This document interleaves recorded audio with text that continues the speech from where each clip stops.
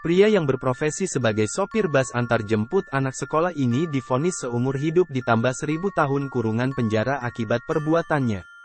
Awal kasus. Semuanya bermula ketika Amanda Berry diculik pada tanggal 21 April tahun 2003, satu hari sebelum ulang tahunnya yang ke-17. Ia diculik setelah pulang bekerja. Padahal, hari itu sempat ada niatan bolos karena besoknya ia akan merayakan Sweet 17. Sepulangnya dari kantor, Berry menyadari ada mobil yang membuntutinya dari belakang. Kemudian seorang lelaki dari dalam mobil itu bertanya apakah dia perlu tumpangan. Pria itu ternyata Errol Castro, seorang sopir bus sekolah dasar dan ayah dari teman sekelasnya Berry waktu SMA. Tidak ada yang mencurigakan mulanya. Castro bilang kepada Berry bahwa anaknya sedang ada di rumah. Ia lalu menawarkan apakah Berry hendak menemuinya. Gayung pun bersambut. Berry menerima ajakan tersebut dan pergi ke rumah Castro. Setelah mereka memasuki rumah Castro di Seymour Avenue ternyata putrinya tidak ada. Berry kemudian disuruh menunggu. Castro lalu mengajak Berry ke atas rumahnya sambil menunjukkan seorang wanita misterius yang sedang tidur di kamar. Ia kemudian mengetahui wanita itu adalah Michelle Knight yang telah diculik Castro selama hampir setahun. Dirinya menjadi korban kedua setelah Knight. Castro lalu membawa Berry ke kamar sebelah. Dia menyuruh perempuan malang itu untuk membuka celana. Kabar tentang penculikan Berry menjadi berita utama. Seminggu setelah penculikan, Castro menelepon keluarga Berry menggunakan ponsel korban. Ia mengaku telah menculik Berry bahkan mengejek keluarganya.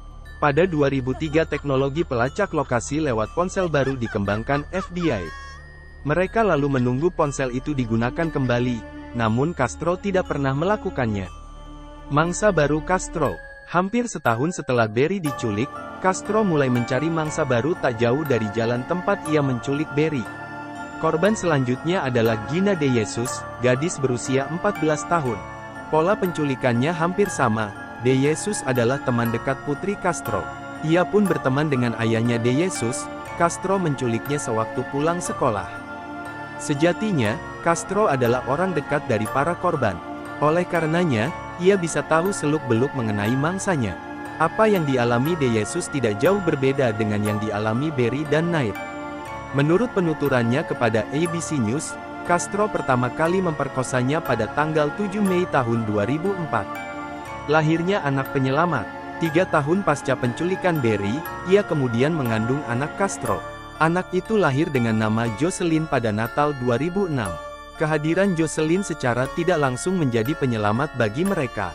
Saat Jocelyn semakin besar, Castro sedikit demi sedikit mulai memberikan kebebasan kepada korban. Rantai yang menjerat Berry mulai dilepaskan. Castro tampaknya sangat mencintai Jocelyn. Sehingga, pada suatu hari untuk pertama kalinya dalam 10 tahun, Berry mendapati pintu kamarnya tidak terkunci meski Castro sedang tidak ada.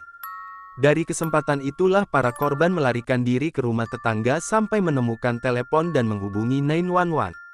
Selang berapa lama, polisi tiba dan menyelamatkan mereka. Pada Agustus tahun 2013, Castro mendapat ganjarannya. Ia divonis penjara seumur hidup ditambah 1000 tahun kurungan penjara setelah mengaku bersalah atas 937 tuduhan penculikan dan pemerkosaan. 1 bulan kemudian, ia ditemukan tewas bunuh diri di penjara. Itulah sekilas tentang kasus sopir antar jemput sekolah yang menculik 3 wanita selama hampir 10 tahun.